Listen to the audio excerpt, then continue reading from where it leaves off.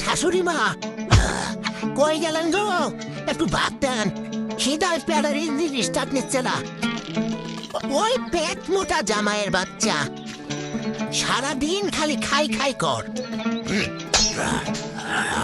এই নাও জল, এক ঢোক খেয়ে তাড়াতাড়ি সমুদ্রে যাও। ওখান থেকে একটা বড় শামুক ধরে আনো, না হলে আজ আর এই বাড়িতে ঢুকতে দিব না তুমি। আবার সমুদ্র? হালক তো ভাবতে চাইছিল। কি কাকু ভালো আছেন? ওই বিড়িটা দেন, এক টান দেই। মাথায় অনেক টেনশন। শাশুড়ি মা আবার কি ঝামেলার কাম দিল? এই শামুকটা এখন পয় পায়, এটা জীবন নাকি লাট্টু কন্যা ঘুরাই রাখছে আমাকে।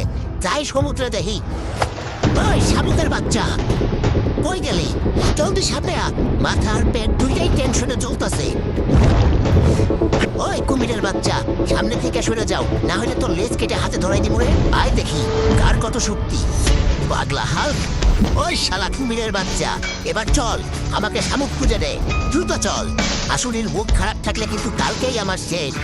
ওই কুমিরের বাচ্চা, শামুকটা পেয়ে গেছি, এবার তোর কাজ পুরাইছে। তুই যা, এবার শামুকটার সাথে বোঝাপড়া করি, শাশুড়িরে দেখাতে হবে।